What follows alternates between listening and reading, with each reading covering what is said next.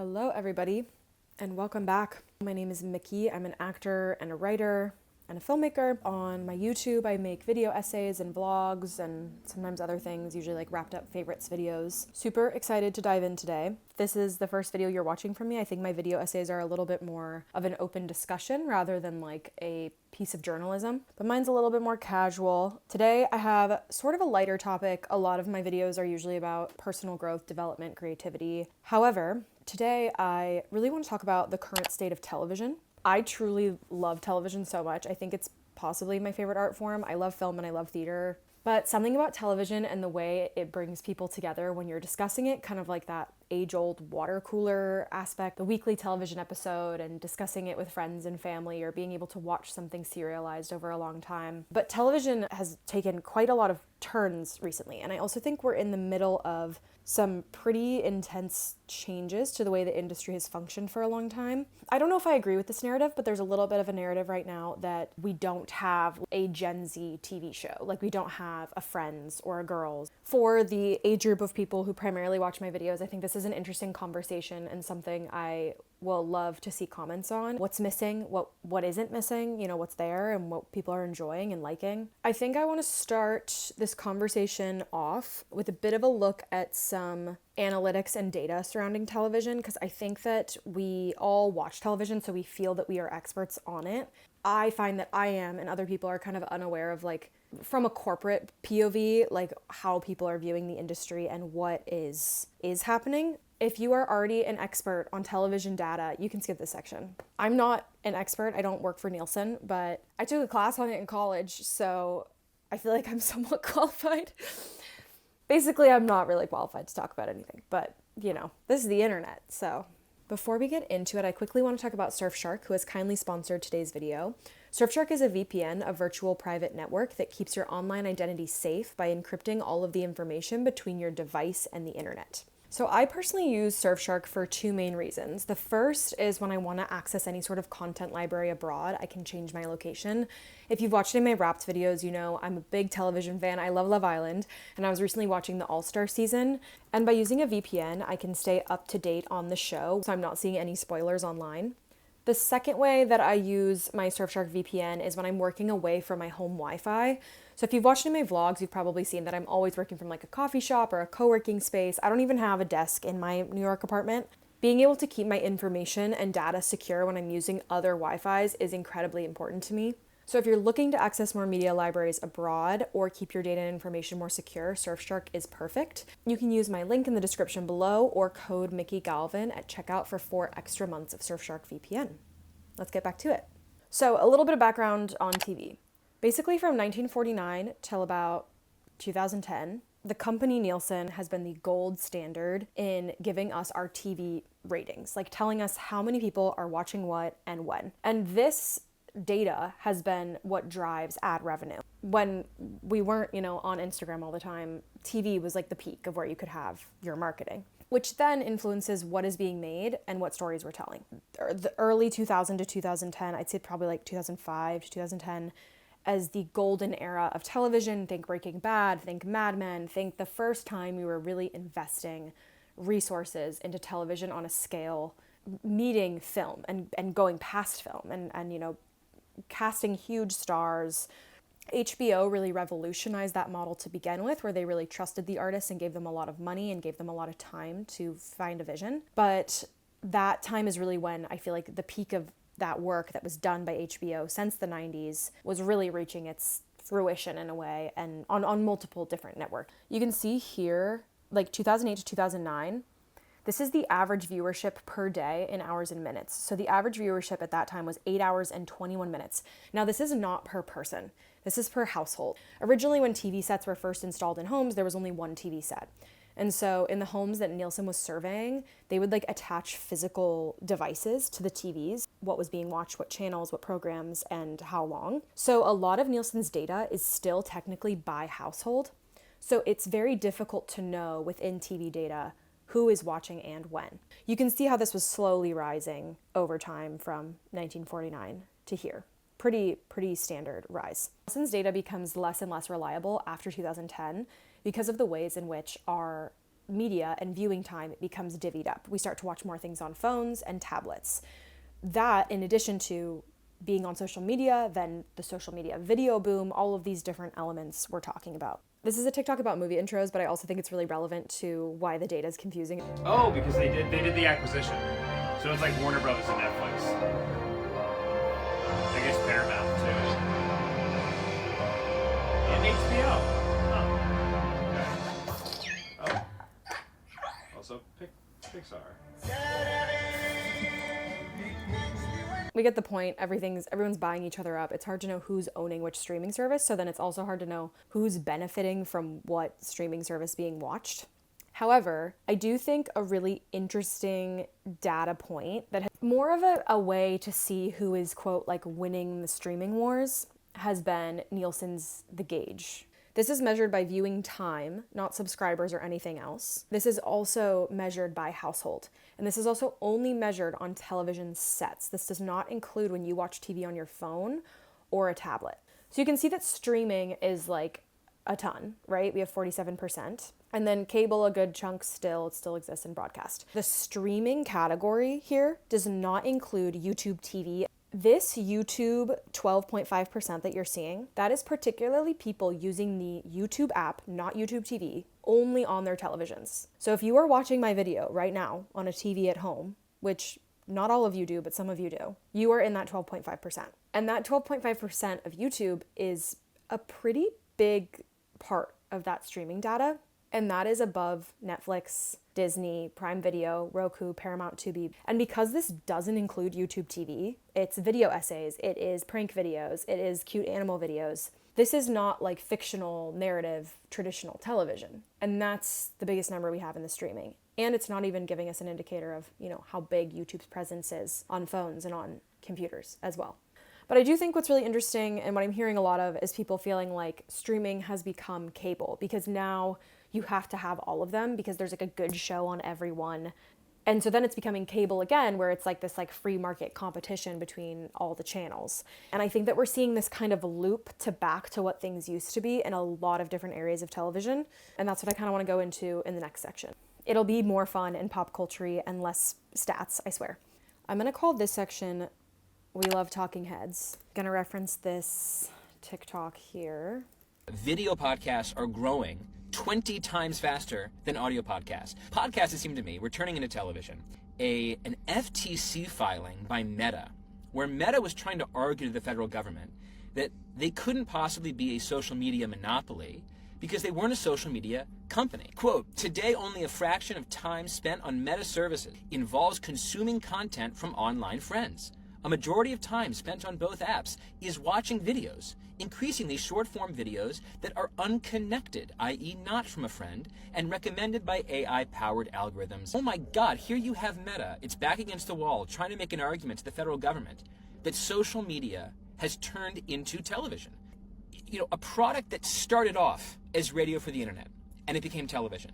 And then a product that started off as a college online directory, Facebook, that became television. Podcasts had this huge boom, and then now we're seeing all of these podcasts need to include video so that they can make short form videos.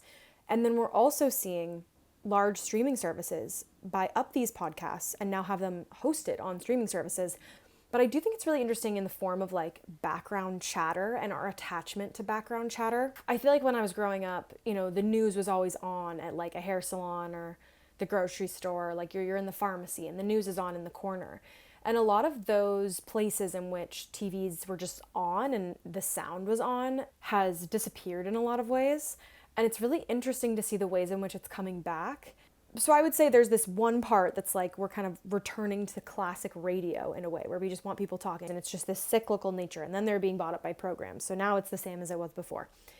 And then at the same time, I think people have been talking about this since streaming first started, where it's like now the streamers have ads and now the streamers are becoming more like cable, et cetera, et cetera. On top of that, a lot of social platforms are also rolling out television applications. Meta rolled out the television application for Instagram. I have two kind of perspectives on this.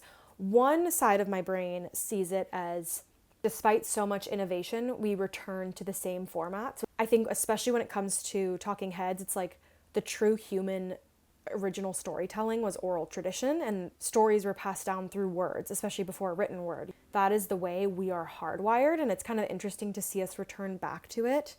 As much as it's frustrating, I actually find it a little bit relieving that like this innovation is kind of just chasing its own tail, and we kind of always want to tell stories and we always pay attention to them. And there's also an argument as well here that, you know, this kind of returning to the same format is the companies not innovating and not knowing how to make things more interesting and not knowing how to make models that benefit more people and artists and open up formats. So, I think maybe both are true. So I've kind of outlined these, you know, we went over them briefly, but 3 kind of circular patterns we're seeing: streaming becoming like cable, podcasts becoming like radio, talk shows, news, and socials becoming television, you know, all returning back to this like we love TV space. What I want to get into with the next section of this video is my circular pattern number 4, which I think is a really fun one. Influencer culture has also become more like, was very instantly, you know, influencer culture, I think we started to watch it almost like reality TV culture and started to see, you know, people meet each other and all this stuff. I would actually argue that it's gone way farther than that, and now influencer culture is like narrative television. This piece was actually released on Essence in 2024. It is called Everything is Bravo. This piece really tracks the very interesting business model of Bravo Television and the success of their shows and how they all follow this very similar formula. Not only have we adopted the appearance of reality stars, but our social media content has even started mimicking the editing and plotline formulas beloved by the Bravo-verse. After all, what is TikTok if not an endless stream of Real Housewives confessionals? The Get Ready With Me format mimics much of what we find most comforting about our favorite trash TV, following a stranger around as they perform extremely mundane activities. In addition to both formats narrativizing domesticity, TikTok also helped put language to the very online affliction that is main character syndrome. A belief that you're the protagonist in life, making everyone else a side character or the villain. You know, the TikTok format has really become a confessional. But I find sometimes that when my friends are talking to me or I'm talking to them and we're gossiping, I'm like, part of the joy of it is feeling like I'm on a reality TV show. And it does feel a little icky and a little evil sometimes, and try not to do that. It's also very different too when, you know, you're watching videos on TikTok that are, you know, influencer drama about other influencers, and you're getting live, real-time confessional takes on things. So I think it's very apparent to everybody that influencer culture, and even our culture on its own, has become an imitation of reality television. But let's like take this influencer to reality television. Let's take this a step further. I feel like the best way to become an influencer right now is to become an influencer friend group. If you're trying to become a creator, it's time to tell all your friends like, hey, we are in this together. Because right now, as someone who's an influencer, but as someone who also consumes a lot of influencer content, I am invested in the friend groups. Like, I want to follow every single person that is friends like with one of my favorite creators. So this video came out, and I think it got a lot of engagement because people were looking for ways in which to grow as creators. I find that the desire for our influencer characters to be interacting with other influencer characters, to me, starts to feel more and more like we just want fiction, like we just want narrative.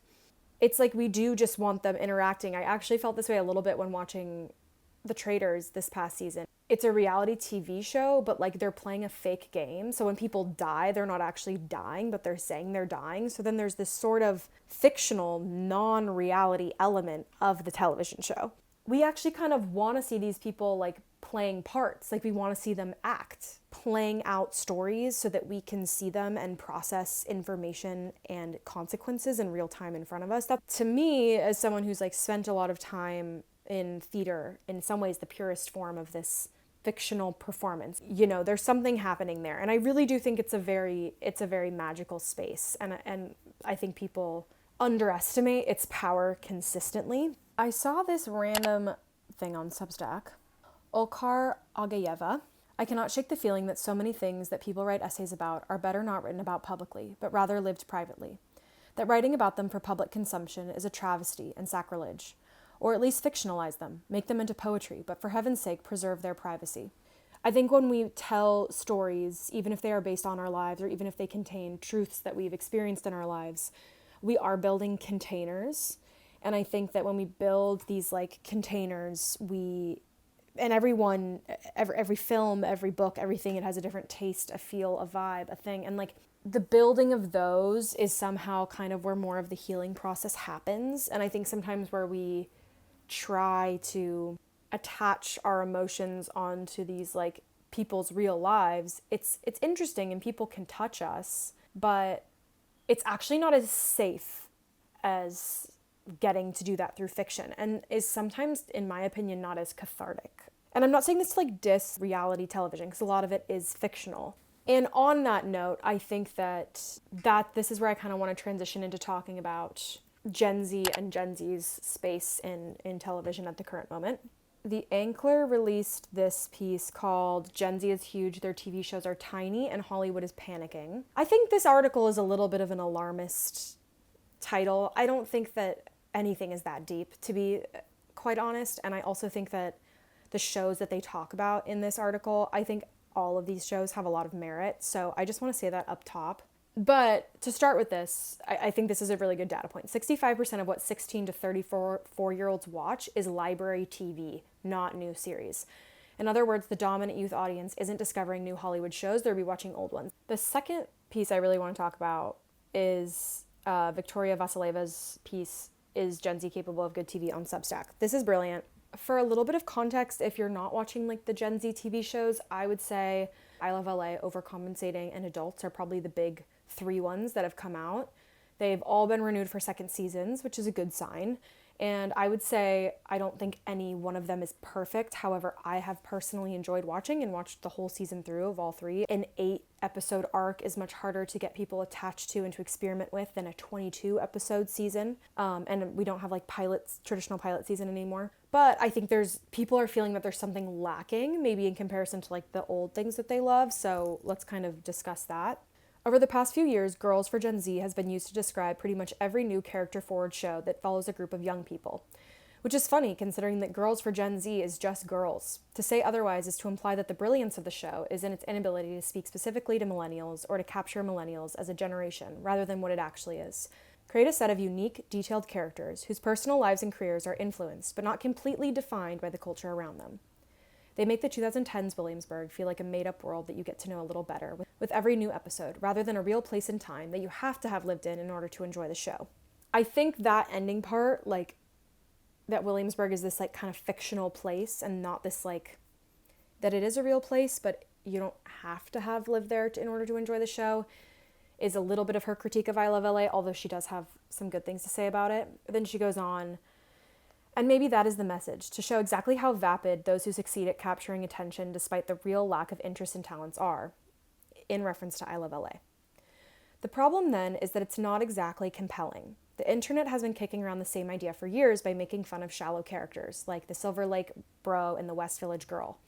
And it hasn't pushed the laughing class much further creatively than the people they make fun of. I think there are moments in I Love LA that definitely push past this kind of just like making fun of the stereotype version. But I think within the 8-episode structure, it's a lot of what the comedy relies on. This really reminds me of this TikTok that I watched recently about parody. I think I'm done with the skit people. I don't know if I'm allowed to be done with the skit people. Are we all done with the skit people? Are the skit people also done with the skits? I'm not trying to dismiss what they do. They're clearly very good at it. I just think the format is broken because there's no parody here anymore. Like now we should be parodying them. Their skits don't really exaggerate culture anymore or distort it or critique it. They just replicate it perfectly and then they become part of it. It does feel clever at first. You recognise the type immediately, you go, oh god, I know that character. I've also never really understood. It just doesn't really go anywhere. It doesn't move, you know. There's no second beat. There's no escalation. We're all stuck inside the same joke with you. And then eventually the joke just collapses into it being your identity. Also, sometimes I don't get why the person that you're making the joke is the butt of the joke anyway. It just seems like a person that exists. You know, it just doesn't feel cathartic anymore. It doesn't feel like it's releasing anything or like it's hitting the parts of culture we dislike. I have been thinking about this TikTok 24/7 in terms of like what I personally want to make and what's worth making. I will say from my own point of view, I really like skits and I like the people that do the ones on TikTok. I particularly love the person that does local arts and crafts store one. Like, I do think there's value in them. I think that this is a bit of a harsh take. I do think that there's a point here about a lack of escalation. And also I kind of think it fits more into the Bravo confessional thing that we were talking about earlier. These skits take place and we're actually just focused on like one person, and it's kind of where social media like falls flat. we're not getting to see these characters interact with each other. I don't really care about the Silver Lake bro. I want to see him interact with the woman at the craft store. Like, I want to see when those two people meet and what happens, and I don't know what's going to happen because it's not just something that I've seen before in real life that I'm making fun of. It's a new situation, and that might bring about any type of emotion. What Victoria was saying, the problem is that it's not exactly compelling, as she said. It's sort of that same issue with the skit. We're not heightening to a certain level. There's no catharsis. But I also think that like these shows haven't had enough time to breathe, and we haven't had enough of them, and the resources haven't been given to them. Between the strike and COVID and everything, like Gen Z is in a very weird spot in terms of their development as creators themselves. But I still think that the value and the desire for fiction and for catharsis and for storytelling is there. And it's so clearly there, because why would we watch Gilmore Girls over and over again? Like, why would we even care? Like, kind of start to notice the more human elements, and that's really the beauty of performance and storytelling when it's at its best, is when like unexpected things happen. And I think that's a little bit what this skit video is getting at. There has to be room for the human and the unexpected, especially as AI becomes larger and like things become less and less, human in that way. I want to finish with this video this clip of Kristen Stewart talking. I think this was her New York Times interview. The next movie I want to make, I want to do it for nothing. I want to make not $1. I want it to be a smash hit. Do you know what I mean? It's like, it's just so difficult to make movies. It just doesn't need to be, without being unfaithful, ungrateful. I think we need a little workaround. I just don't think, I think having it be so impossible for people to tell stories and having it be such an exclusive and rarefied novel position to be in, to find yourself doing so, is capitalist hell. And it hates women, and it hates marginalized voices, and it's racist. And I think that we need to figure out a way to make it easier to speak to each other through in cinematic terms. Yeah, I just wanted to like leave off with that. I think what she says is really interesting. I think she's very heightened in this interview. This was like an intense interview if you've heard more of it. I just like what she says, have to find an easier way to speak to each other in cinematic terms. And I think the prevalence of video and short form video is that we've all understand how powerful video is. Very interesting to start viewing these things and the way that they're kind of taking on the circular pattern, and like, if you are watching this video on a TV, like what that means within the broader cultural landscape of like, what is television anymore? But I don't think that takes away from the real meat and effect that fiction can have. I'm going to leave off on that. I will attach the Google Doc below with everything linked, as well as a Sublime collection. Okay, I had a lot of fun talking about this today. I hope it was like kind of a fun lighter one. I think I have a video maybe cooking on creative process coming up, maybe my own systems. So let me know if you have any questions on that. If you've made it to the end of this video and you are like someone who interacts with my channel a lot, I would love if you could subscribe to me on Substack. I don't know if I'm going to be like posting like writings on there, but I really like Substack's chat feature in terms of interacting with an audience. And I think that could be a cool place for me to be able to ask you guys questions and kind of like interact with each other. Let me know if you guys like that idea. I won't be like filling your inbox with essays. Not that that would be a bad thing, but like, don't worry, like I'm not starting another hobby. I have too many creative pursuits. I can't add essay writing to that. Follow me on Instagram. I'm working on fiction, so don't worry, I'm talking the talk, but I'm walking it too. And thank you guys so much. I think from this video and how much time I spend thinking about media, I take people's time and attention. I value it a lot because I understand how much is competing for it at all times. And to sit and discuss things with me when, I'm just making this on my computer means the world to me. So I'm sending you lots of love and light. And I hope you have a beautiful week and that spring is in the air. Love you guys. Bye-bye.